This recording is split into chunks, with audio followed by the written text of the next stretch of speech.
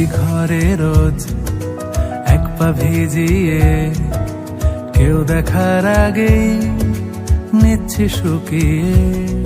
আমি রোজ পেতেছি কান, যদি শুনতে কিছু পাই, সত্যি মিথ্যে আজ করছি না যা চাই। আমি চাই কি চাই না এটা কি করে বোঝাই, যেন নিজের কাছেই আমি ধরা পড়ে যাই। শুভ দৃষ্টি